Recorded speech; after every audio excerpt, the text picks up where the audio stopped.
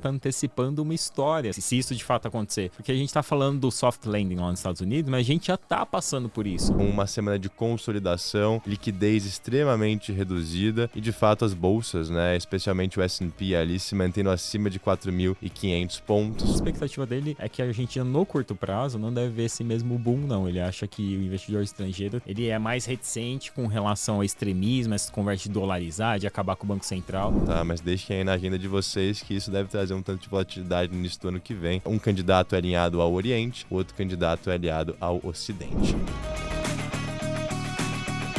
Olá pessoal, estamos aqui começando mais um bate-papo semanal, trazendo o que é importante de fato para o mercado, com um pouquinho de opinião nossa, né?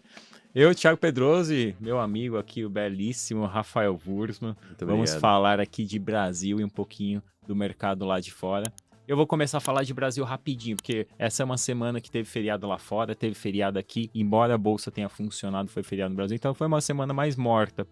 Aqui no Brasil, o que tivemos? Eu vou trazer o Boletim Focus só para colocar aqui. O mercado começou a colocar para baixo a expectativa de PIB para esse ano depois do IBCBR que tinha saído na semana anterior. Então, no Boletim Focus de segunda-feira agora, já tem os analistas ali projetando PIB fechando em 2,85 esse ano, né? Já estavam falando até chegar a falar mais de 3%, foi um pouquinho para baixo, mas do ponto positivo, inflação também menor do que o esperado. Já fizeram uma mudança ali no Boletim Focus, colocando em 4,55%.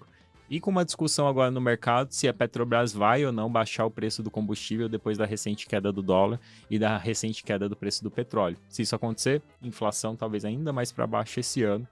Mas eu chutaria que o governo, embora tenha essa muvuca no mercado, vai, não vai, eu chutaria que o governo deixaria essa eventual queda para o ano que vem, porque esse ano já está dado, o Banco Central já está cortando juros, já vai fechar com uma inflação menor, seria talvez melhor para a próxima janela trazer essa queda do preço de combustível.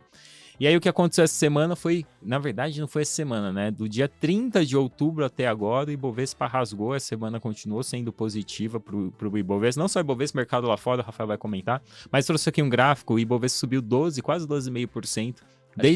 A palavra aqui, Pedroso, é consolidação, né? A gente viu os índices subindo bem nas últimas 3 semanas. Essa semana foi uma performance ali na casa de 0,5% a 1%, né, para as bolsas globais, que se consolidaram em tal patamar. Exato. Né? Eu acho que alimentando essa tese que até o fim do ano coisas boas estão por vir. E aí o Ibovespa aqui surfou o mercado lá fora, teve algumas notícias positivas aqui dentro, né? O Campos Neto, até o Campos Neto se rendeu essa semana numa coletiva, numa entrevista que ele estava fazendo para a Bloomberg. Ele falou que os juros no Brasil estão tão restritivos que eles têm espaço para continuar colocando mais cortes na taxa de juros. Falou que o Brasil está num momento muito importante. O Brasil, quando você pega o relativo, ele está bem posicionado, sem considerar que as reformas que foram feitas nos últimos anos, elas adicionam um potencial de crescimento maior para o PIB. Então, assim, ele floreou bastante e um Campos Neto talvez a gente não viu no passado recente, né? Que era mais duro, que tinha uma linguagem mais... Eu acho que indiretamente também falou que o mundo inteiro está precificando, né? Que a narrativa do pouso suave, que o Brasil experienciou isso nesse ciclo de política monetária, não viu uma contração no PIB, viu a inflação cedendo e agora começa esse ciclo de afrouxamento. Eu acho que foi legal no discurso dele, Pedroso. A gente escuta muito, né? Pô, Estados Unidos com juros assim, como é que o Brasil vai para 10? Como é que o Brasil vai para 9? Vai depender muito da nossa inflação, porque o diferencial de juros é calculado pelos juros real, né? Não pelos juros nominal. Se a gente conseguir uma inflação, ano que vem tá o quê? No Focus? Projetando 4. Se de fato fechar 4 abaixo, a gente em 10, a gente está falando de juros real de 6% ainda, né? Em 9, o juros real de 5%. Nos Estados Unidos, esse juros real gira em torno, né, de 1,5% a 2,5%. Então, um pouco mais do que o dobro aí, que de fato dá esse fôlego, dá essa gordura para ele continuar, né, reduzindo em 50 pontos. Eu acho que tem até alguns críticos do Campos Neto falando que ele já deveria estar falando de 75 pontos. Né? Atividade de serviços vindo pior, núcleo de inflação caindo, extremamente benigno, tanto no Brasil como nos Estados Unidos e na Europa, né, dos dois lados do Atlântico. Essas leituras de outubro foram positivas, né, mas de fato 50 pontos parece bom, né, Pedroso? Vamos ali manter uma coerência, né, não vejo essa necessidade de aumentar. Acho que nesse ano não faz nem mais Faz sentido, nem mais já sentido, tá né? dado. Acho que se ele mudar, ele pode confundir mais do que acertar. Pro ano Concordo, que viu? vem, eu até subi de novo o Boletim Fox, ele tá em 3,91 a projeção de inflação pro ano que vem. E as falas dele começou a dar uma atiçada no mercado que talvez o corte lá de março possa ser até de 0,75. O mercado começou a colocar essa probabilidade na curva. Ainda não é majoritária, mas ele começou a colocar. Veremos. A gente tá falando de uma Selic terminal precificada pelo mercado, que é 9,70, Hoje já tá em 9,80, 9,5, né? 9,5. Por aí. Isso Eu não deve ser tenho muito esse número. multimercado também aplicado no Kit Brasil, né? As cotas desses multimercados até agora, esse mês, estão muito boas, né, Pedroso? Mas E eu vou. sangraram muito em outubro e nos últimos meses. Eu vou chegar lá e comentar você vai pouquinho comentar disso. sobre Não isso? de multimercado, mas de investidor estrangeiro, mas eu acho que tem uma correlação grande. Concordo, Mas só para concordo. finalizar, isso é até um gráficozinho que a gente elabora aqui da Critéria, né? E aí mostra o que de fato está fazendo a bolsa subir. Tem alguns outros motivos, mas eu diria que 80% é juros. A gente viu curva de juros local disparar quando estressou lá o cenário lá fora. O cenário lá fora melhorou. Aqui no Brasil também teve algumas coisinhas positivas. E a nossa curva de juros cedeu bastante. Você pega a curva mais longa lá, por exemplo, DI 31. Ele já caiu quase 2,5% do topo que ele bateu mês passado para cá. É uma queda bem relevante. Coisa, viu? Isso ajuda demais o mercado de equity. Os Estados Unidos caiu 1, aqui caiu 2,5, né? Acho tem um que pouquinho a mais gente de é volta. o país com o beta mais alto, né, em relação aos Estados Unidos, né? A gente Acho que- costuma replicar o movimento lá, mas com uma vol maior. Exato. A grosso modo, né? Lógico que Mas tem o anos e Brasil anos. tem uma coisa que o Campos Neto comentou, né? Que o Brasil tá antecipando uma história, se isso de fato acontecer. Porque a gente tá falando do soft landing lá nos Estados Unidos, mas a gente já tá passando por isso. Não, o Brasil passou por isso, Exato. parece, né? Está passando Tá ainda, passando, né? tá Porque acontecendo isso. a inflação está cedendo, enquanto a economia está mantendo um bom ritmo de crescimento. E geralmente quando vem o corte de juros quer dizer que a economia tá ruim, mas dessa vez não foi necessário. Exatamente. E aí, o que eu trouxe aqui? Esse gráfico, ele exemplifica o que está fazendo o mercado subir. Lógico que foi o juros que animou o mercado e tudo, mas quem é que está fazendo o mercado subir? Na minha opinião, eu já trouxe isso aqui, o Ibovespa está estacionado nesse patamar simplesmente por falta de fluxo. A bolsa está barata, as condições no Brasil estão melhorando, tem muita coisa acontecendo. As coisas surpreenderam positivamente esse ano do ponto de vista fiscal e econômico até, né? Porque o mercado estava muito mais pessimista no começo do ano com o governo atual e no final das contas ele está seguindo arcabouço, reformas, sendo bom ou não para individual, é bom para o mercado, né? Então, quem está puxando o mercado hoje é estrangeiro de novo. Aqui você tem um gráfico mostrando que o estrangeiro está voltando a colocar o fluxo de entrada na bolsa esse ano, próximo das máximas de julho. Eu não duvido nada que a gente vai passar dessa máxima até dezembro se continuar nessa toada, né? O dia 22 agora, a última quarta-feira, foi o terceiro pregão com mais injeção de capital gringo no ano, chegou a 2 bilhões, quase 2 bilhões e meio. E em novembro está sendo disparado o mês com maior injeção de capital de gringo no Ibovespa desde o começo do ano. Já bateu uns mais de 15 bilhões de entrada de fluxo estrangeiro no índice Ibovespa. A gente nota isso, por exemplo, pelo fluxo de ontem, né? Ontem, Estados Unidos estava fechado, o fluxo do Ibovespa caiu para 13, 14 bilhões, sendo que anteriormente estava negociando 20 e tantos para 30. Então, o estrangeiro está de novo sendo referência e volta a questão. Você falou, os fundos estão performando bem. Então, lógico que eles se beneficiam, porque eles estão aplicados em juros, eles se beneficiam. Eu diria que é muito mais pela queda dos juros, pela exposição deles em crédito, do que por equity. Concordo. Porque eles diminuíram muito a mão de equity. A gente fala aplicado em juros, né? Quando eles estão apostando que a curva vai ceder, exatamente, que o juros futuro vai cair. E aí, qual que é o ponto? Ainda falta dinheiro para a bolsa deslanchar. Você vê que só o respirinho de gringo puxou o mercado, mas a gente ainda não está vendo um fluxo tão forte de entrada de local. Eu acho que isso viria com juros um pouco mais baixos. E aí vem o otimismo com o Brasil de algumas casas, né? Quem que foi que soltou hoje? Tem pessoal falando de 150 mil pontos, né, Ibovespa? Eu tenho medo quando começa essa animação, né? Mas eu vi alguns relatórios a respeito disso. Saiu, eu vou até o final eu vou procurar o que eu vou trazer. Mas um banco colocou hoje, um banco gringo, né? E aí ele fez avaliação de alguns mercados emergentes e tal. E a definição foi: hoje, entre emergentes, o Brasil é o melhor mercado para estar alocado. Porque tá barato. Ele falou uma alternativa seria a Índia, só que a Índia tá cara. Deve ser o careca da Goldman Sachs, não? Foi o Robin Brooks. Esse aí, meus amigos, nunca vi um cara gostar tanto de Brasil, eu acho que não foi um careca, foi um banco que trouxe. Mas eu vou tentar procurar essa notícia até o final. Sem estresse, Pedraulas. E aí, finalizando aqui Brasil, né, teve outras duas notícias que eu acho que é importante, né? Primeiro, ontem, o Lula ele decidiu vetar 100% do projeto que desonera a folha de pagamento. É um ponto positivo para o mercado, era mais um projeto que aumenta ali o gasto do governo. Mas o entendimento, hoje o Haddad ele foi falar ao vivo às 9 horas da manhã, foi fazer um pronunciamento, porque o governo tem muito mais preocupação de como que o Congresso vai lidar com isso. O Congresso já tinha prometido que ia barrar um monte de veto do Lula, esse talvez seja um, e o Haddad foi correndo lá e falou, pessoal, a gente tá vetando aqui, mas não é porque a gente não quer que siga o projeto, que a gente tem uma proposta diferente, ele tá tentando arrastar isso um pouco enquanto ele aprova as outras pautas econômicas que eles entendem como é importante.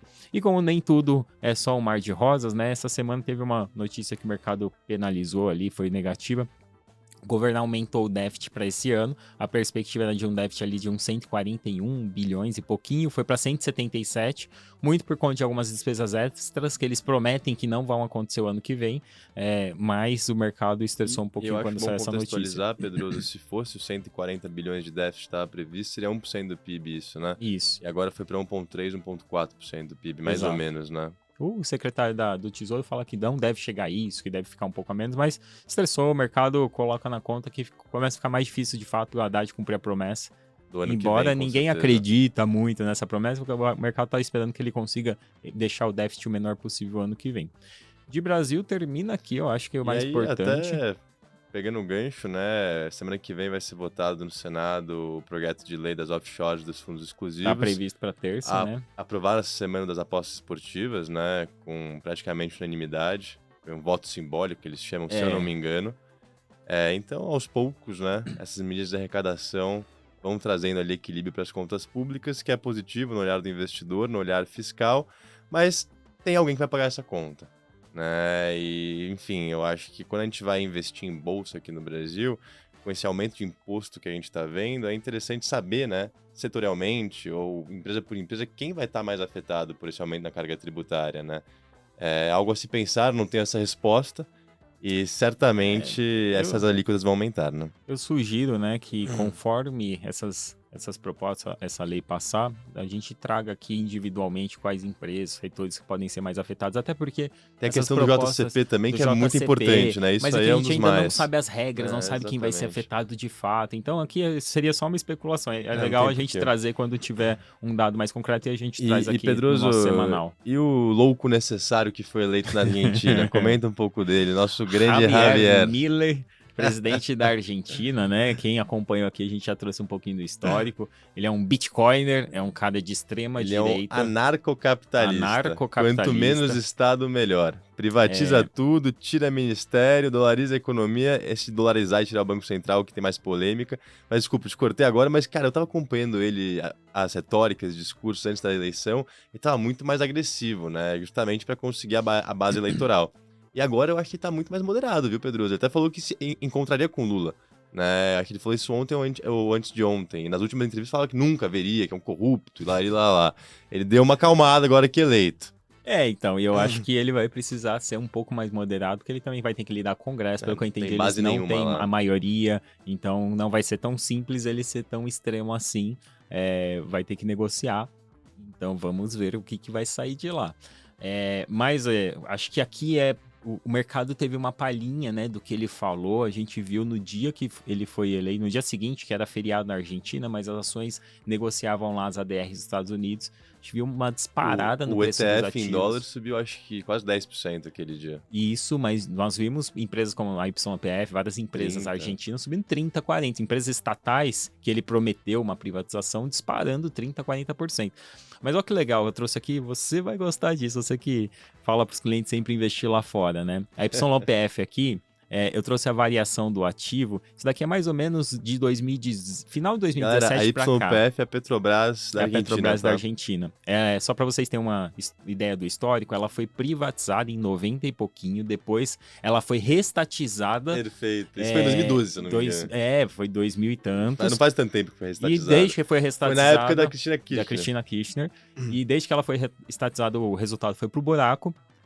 E aí eu peguei aqui um gráfico que mostra a variação, mais ou menos, eu não peguei o número exato, mas em percentual é muito próximo a isso, do ativo lá do final de 2017 para cá, mais ou menos mês 10 de 2017. Que legal, Pedro. 3.950% de valorização nas ações da YPF lá na Bolsa da Argentina em Merval. Ou seja, puta investimento, né? 2017 para cá? Final de 2017 para cá, quase 4.000% de valorização. Aí nós pegamos a mesma ação... Isso em moeda local. Isso em moeda argentina. Pegamos a mesma ação negociando lá em Nova York, que é a ADR. Caiu 34,25% no mesmo período. Você vê, né? E aí, ó, uma outra enorme. aqui, uma outra empresa Legal. aqui, a Central Puerto, que é uma das principais empresas de energia do setor elétrico lá da Argentina, também um período parecido, subiu 800%, enquanto caiu 45% a ADR lá nos Estados Unidos. Explica pro pessoal aí por que isso acontece e por que agora mostra isso de forma clara, por que traz a importância de você... Eu acho que o Brasil é uma característica muito diferente, forte, né? Ter uma moeda forte. É lógico que não dá para comparar o Brasil, né? Mas com a Argentina, acho que por N motivos... É que se você olhar a Argentina, até voltando, hoje, né? Eles estão com uma inflação de quase 150% e o juros está em 120%. Eles têm um juros real negativo de 30%, que de fato é estimulativo para o investimento em bolsa. Né? Então, na moeda local, acaba que a YPF decolou 4.000% de rentabilidade. E por que estimula o investimento em bolsa lá? Porque você vai investir em renda fixa com retorno em tese menor que o da inflação, você precisa investir em ativos reais, né, que conseguem repassar esse custo inflacionário para o consumidor final e com isso preservar as suas margens, né, e entregar essa lucratividade para o investidor final, para o acionista, via dividendos ou via valorização na cota do ativo, né? Exatamente, você falou tudo agora, até porque quando a gente olha a Bolsa Brasileira, né, hoje nós temos títulos pagando muito bem de renda fixa. A gente tem empresas que trazem um certo nível de resiliência e geração de caixa. Quando você traz a valor presente, uma TIR, uma taxa interna de retorno, você vê que esse cara está te pagando 20% para um negócio super seguro, às vezes o setor elétrico. Então, quando você faz essa conta, você entende às vezes que o título argentino estava pagando 120% ao ano, mas o cara que investiu em título de renda fixa lá perdeu dinheiro. Perdeu para a inflação, né? Exatamente. Galera, nem sempre a renda fixa, né, é o mais conservador. Exatamente. Tá? A renda fixa é o que traz menos volatilidade. Mas a gente, né, costuma confundir conservadorismo com volatilidade. E é por isso que os grandes bancos, né, o institucional brasileiro fez um educacional com o investidor que somente o perfil moderado para agressivo deve investir fora do Brasil. Por quê? Porque tem volatilidade no dólar. Primeiro, não é o dólar que tem volatilidade, é o real que tem a volatilidade, né? Vem da incoerência política, fiscal e etc. que a gente experiencia aqui, essa desvalorização que a gente viu nos últimos 20, 30 anos desde o Plano Real, tá? Então, acho que é importante comentar isso, né, Pedroso? A importância, né, de se manter aí uma reserva fora e, de fato, né, conservadorismo, no meu ver, não é não ter volatilidade, é conseguir diversificar e preservar o seu poder de compra a longo prazo. E como você preserva o seu poder de compra? IPCA+, fantástico aqui no Brasil, né? Juros real, CDI, muitas vezes está acima da inflação também, como aconteceu nos últimos 2 anos, né? Quem se beneficiou ganhou muito dinheiro. Ou dólar, né? Troque o seu indexador e tenha uma taxa pré-fixada ali atrativa, que de fato, né, é um momento aí de juros altos no mundo. E eu acho que é o momento para a gente ficar atento quanto ao risco do reinvestimento. Né? Aqueles que não pré-fixarem, aqueles que não travarem, talvez daqui a 12 meses não tenham as mesmas condições. Exatamente. E aí, só para terminar a Argentina, né? O nosso careca predileto, né? Desculpe os carecas aí, que é deles que as garotas gostam mais, como diz a música. Mas nosso careca predileto, porque ele gosta muito de falar bem do Brasil, que é o careca do Goldman Sachs. Ele adora. Ele era... O que ele era no Goldman mesmo? Ele era tesoureiro. Tesoureiro, alguma coisa assim. Ele era um cargo altíssimo lá no Goldman. Hoje, ele normalmente posta bastante coisa lá no Twitter falando de países emergentes e ele fala muito bem do Brasil atualmente, né? A gente já trouxe algumas eu acho que coisas. Ele já fala desde 2017, 2018, viu? Depois do Temer ali.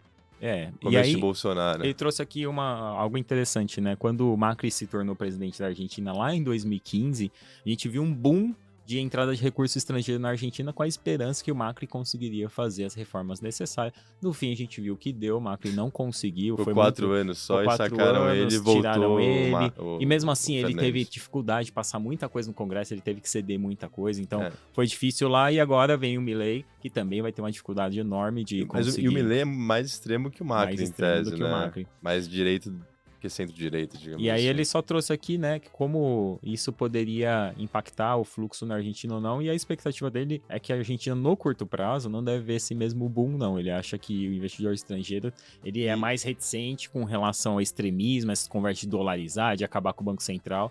Então ele vai esperar para ver, diferente de quando o Macri assumiu, que a gente viu esse boom logo de início. Sabe o que tem acontecido, no meu ver? Acabar com o Banco Central seria muito extremo. Cria-se uma independência, um estatuto, um mandato do Banco Central, igual foi feito no Brasil alguns anos atrás, né? Para ter ali a sua própria direção. Olha o que deu. Campos Seria o Neto melhor podendo dos mundos. dirigir de forma livre, o trabalho é entregue bem Acabar feito. com o Banco Central é só estranho. É que para acabar com o Banco Central e dólares da economia, você tem que ter dólar para comprar os pesos. Só Não que você tem dólar. perde totalmente controle sobre sua política Cara, fiscal e o Banco Central monetária. controla fluxo internacional Exato. também. Não É muito simples, duro, não é simples. É uma conversa Ele- até, eu diria, vou pôr a mão meio no fogo. ingênua. Ele não vai tirar o Banco Central. Não tem nem Se como. ele criar algum mecanismo de independência, alguma alavanca que responsabiliza aqueles que interferirem, já é um golaço. Tá? Que hoje o Banco Central financia o governo, né? E cria-se o quê? Uma impressão de dinheiro sem precedentes. E aí ele comentou até, Pedroso, olha que legal a frase do Milei que eu gostei. Se imprimir dinheiro gerasse prosperidade, imprimir diplomas geraria educação. Disse tudo. É isso aí.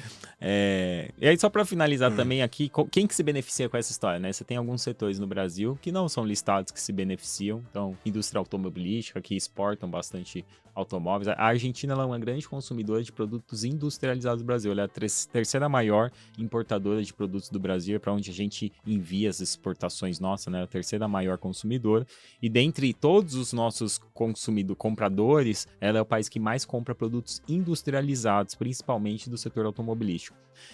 Então esses setores são beneficiados, mas são setores que não são listados aqui na Bolsa. Quem é listado e que pode se beneficiar bastante é a Raízen e a Unipar. A Raízen tem uma operação lá, ela tem bastante dinheiro lá travado por conta das restrições que o governo fez para envio de remessa. Tem uns 300 milhões lá, se eu não me engano, de dólares, um valor relativamente alto que ela poderia talvez trazer de volta para o Brasil e até pode ajudar nos investimentos. E a Unipar, ela tem uma operação lá que ela faz um produto químico que é utilizado na indústria que fabrica aquelas baterias de lítio. Eles falam que a Argentina tem um grande potencial porque eles têm muitas minas que eles podem fazer lá para utilizar para esse fim específico, e a Unipar poderia crescer muito na Argentina para atender o mercado de lítio que vem crescendo absurdamente, principalmente com a eletrificação de carros e outros aparelhos. Então essas são as duas empresas que poderiam se beneficiar. Finalizamos a Argentina, vou falar rapidinho de uma empresa brasileira que a gente trouxe lá atrás, Porque você falou, hein? Americanas. Olha só. Ela vai trazer, ela anunciou que deve fechar, ainda não finalizou, estava para sair essa semana, não saiu, um acordo de 24 bilhões entre acionistas e os bancos credores. Os bancos trocariam as 12 bilhões de dívida por ações da Americana.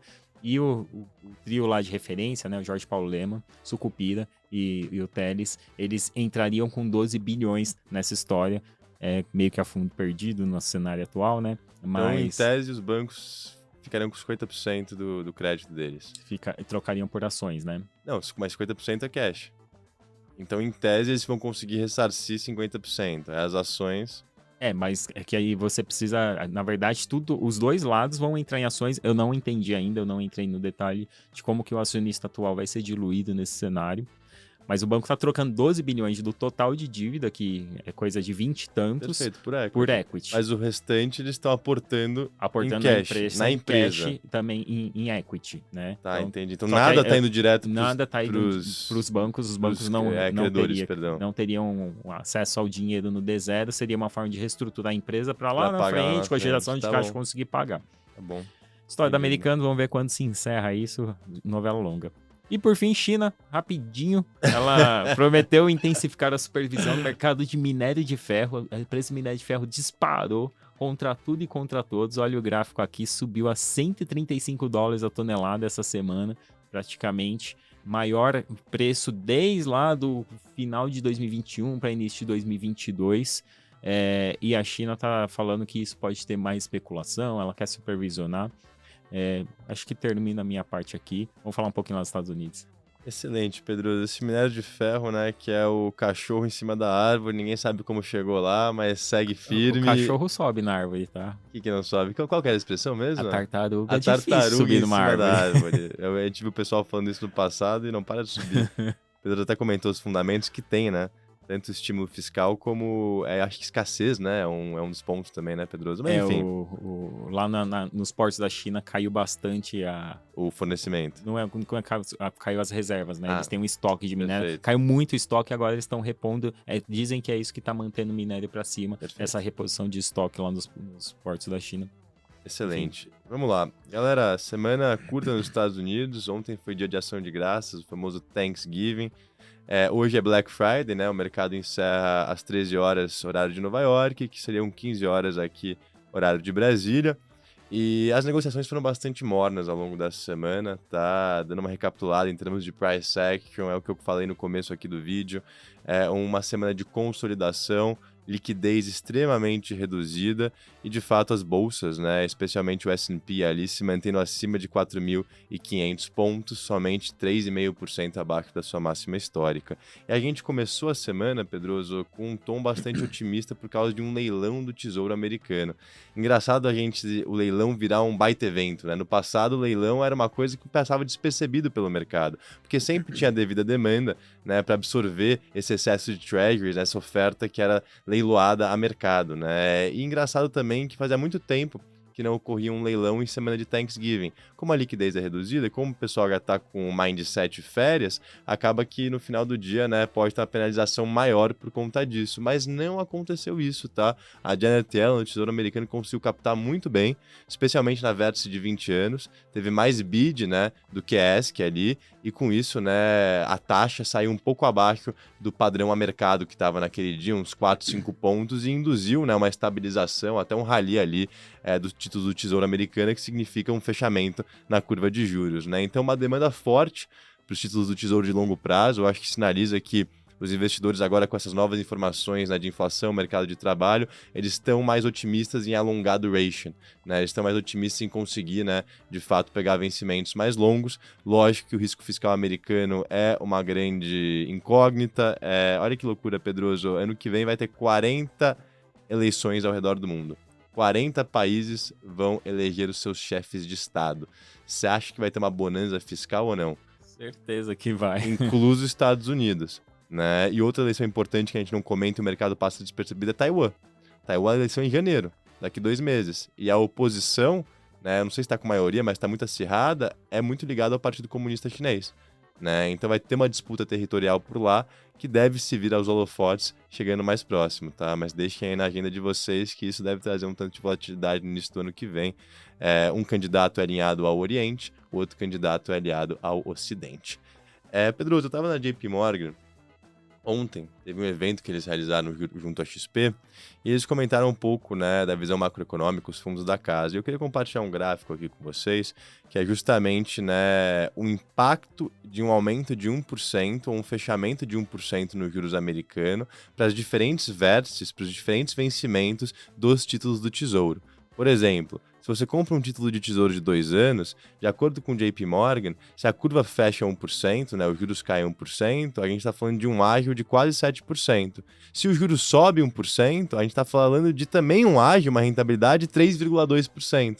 Né? Ou seja, a renda fixa está tão descontada, né, essa de 2 anos, que o pior pode acontecer, pode ter estresse, mas o carrego, né, ali, enfim, os juros que você vai receber vai de fato contrabalancear, né, essa abertura que você veria nas taxas e queda no preço unitário. Ou seja, eles estão muito otimistas com renda fixa lá fora, eles enxergam muita assimetria e falam que o valuation está bastante abaixo, né, do desvio padrão histórico.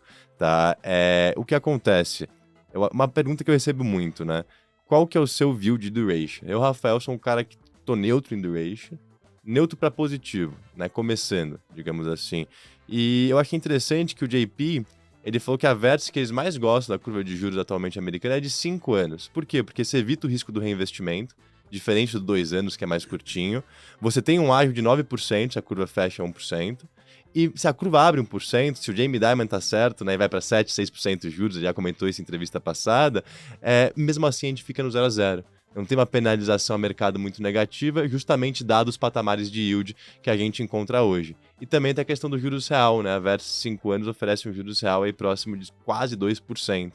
Isso não é mais verdade para as Versus mais longas, 10, 20, 30 anos, que no meu ver o maior risco é o fiscal, né? Não justamente essa questão de economia para lá, economia para cá, aquecimento, recessão e etc, né?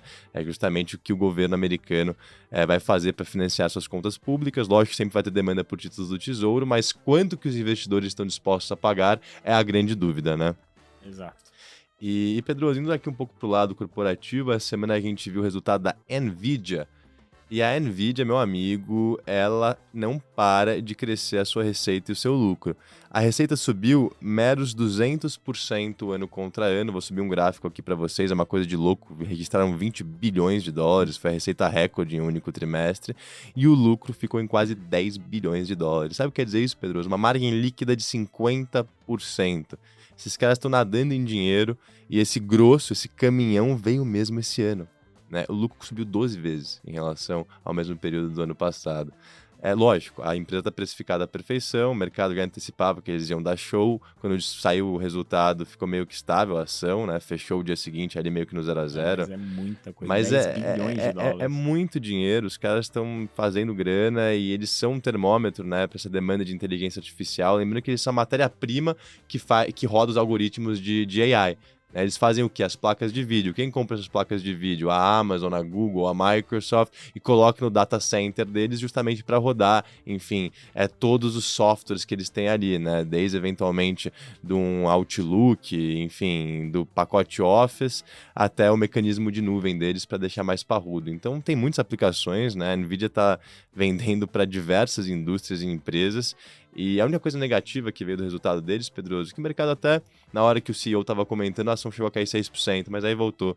Foi que a China está sendo um vento contra. Né? Por quê? Porque os Estados Unidos ele barrou as exportações de chips da Nvidia para a China. E a China representa mais ou menos 10 a 15% da receita de data center deles, que é o principal segmento, né? Desses 20 bi, 14 bi foram data center, né? Que são essas placas de vídeo que eles vendem para as big techs no final do dia, tá? E daí que vem o grosso da grana. E aí, enfim, eles não estão conseguindo exportar isso para a China.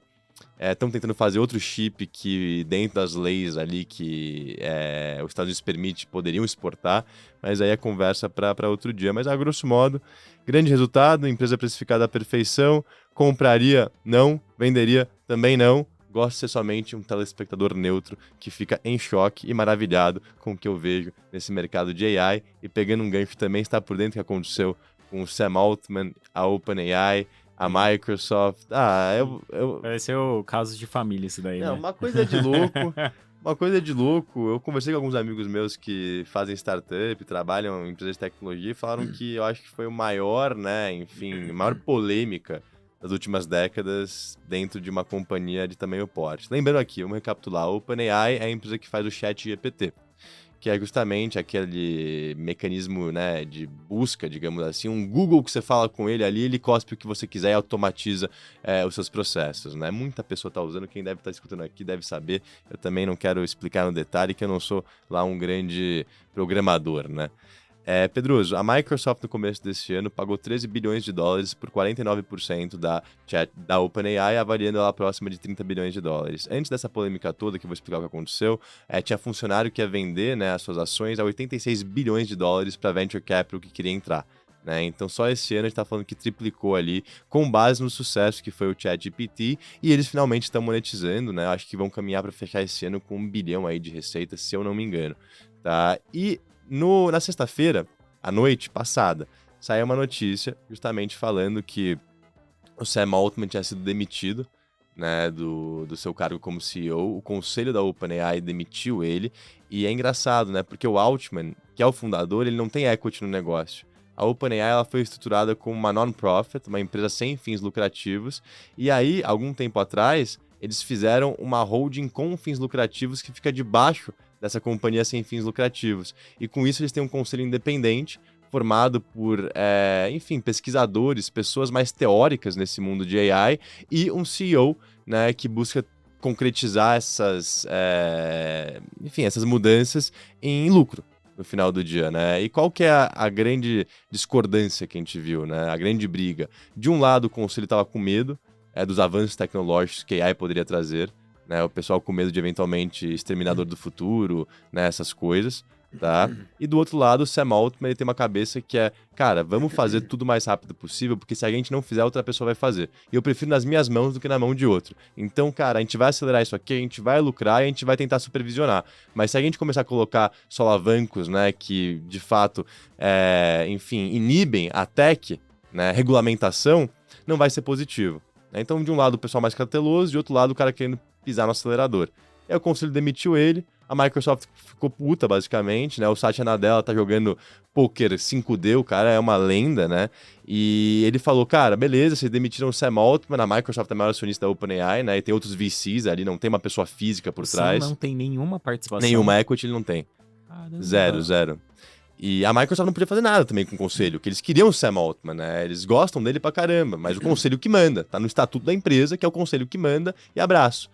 E aí, cara, na segunda, 700 dos 770 funcionários da OpenAI assinaram uma petição para o conselho inteiro se demitir e reinstituir o Sam Altman como CEO com um novo conselho sendo formado. Né? Ou seja, 9 em cada 10 funcionários colocaram uma pressão ali e falaram que se vocês não fizerem isso, a gente está indo para a Microsoft.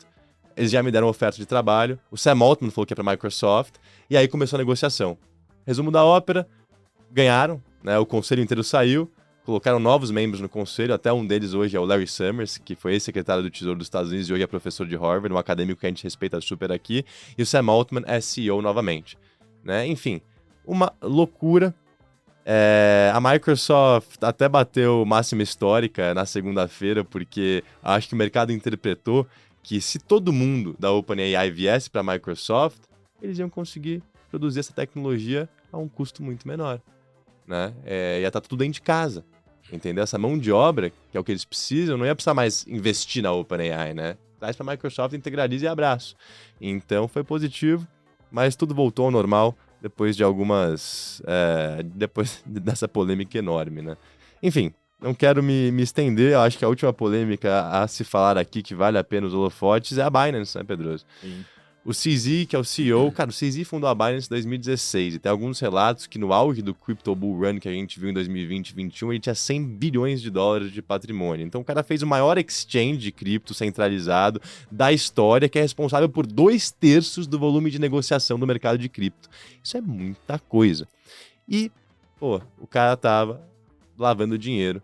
A plataforma dele tinha regulamentações muito fracas que não aderiam às leis americanas e com isso permitia o livre trâmite do capital de grupos terroristas e pessoas sem nenhuma origem. Uma coisa interessante da Binance que eu vi é que eles não... A sede da Binance, ela não era divulgada publicamente. Então ninguém sabia onde era. Isso. Porque aí se eu não sei onde é a sede, eu não posso ir lá na lei local, e onde o CZ mora no Emirados Árabes Unidos, que não tem o acordo de extradição para os Estados Unidos, né? Então ele se protegeu todo ali, ele fechou um acordo com o DOJ, que é a promotoria americana, vai pagar 4,3 bilhões de dólares de multa.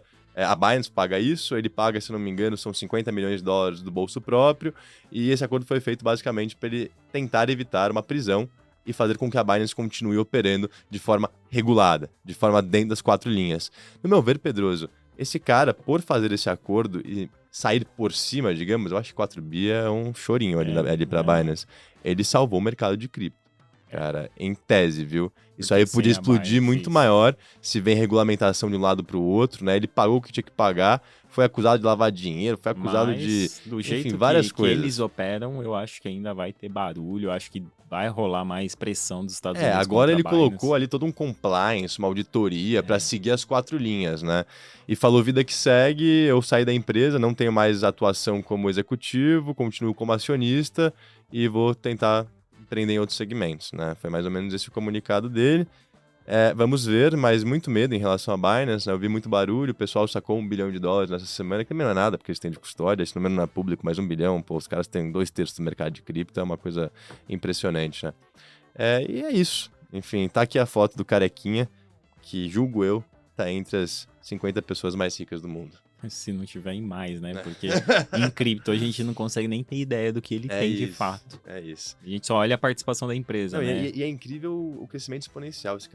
A Binance veio em 2016. Mas a Binance... Ele entrou no mercado de cripto, CZ, em 2014. Ele trabalhava para uma empresa que atuava nesse segmento, aí ele viu que ele era bom pra caramba e fez o exchange próprio. Eu não conheço muito bem, eu não sou especialista, mas eu li que a Binance ela tinha um modelo meio que um marketing multinível, né? O começo dela cresceu muito por conta disso. O cara aplicava, mas ele indicava alguém para aplicar e ele ganhava uma parte do que o cara aplicava e tinha... A pirâmide? O marketing multinível, né? A pirâmide... Tô brincando. Não deixa de ser também, dependendo... Fica numa linha tão tênue nessa história de marketing multinível e pirâmide que às vezes é difícil você conseguir identificar o que é o que. Isso eu não sei, Pedroso, mas, cara, se você for parar pra ver, fez pouco preço no mercado de cripto essa notícia, né? O Bitcoin tá $38 mil. Preço nenhum, subiu essa semana a cripto. Em linha com os outros ativos, CZ se sacrificou para manter aí o bull run, né, que talvez a gente veja fim desse ano, começo do ano que vem, no mercado de criptomoedas. E lógico, o cara não é bobo, conseguiu pagar ali, eventualmente não vai ser preso, né? Diferente do SBF, que era o competidor dele, né, da FTX, o Sam Bankman-Fried, que hoje tá enfrentando uma pênalti aí de 100 anos de cadeia. Deve virar uns 10, 20, né? Então acho que termina por aqui. Mais alguma coisa a adicionar? É isso, Pedroso. Quero desejar a todos um feliz final de semana em família. Obrigado àqueles que nos escutaram. Deixem o like, comentem. Pô, pra gente é super importante isso, o engajamento de vocês. Semana que vem tem mais. Muito obrigado. Obrigado, pessoal. Até mais.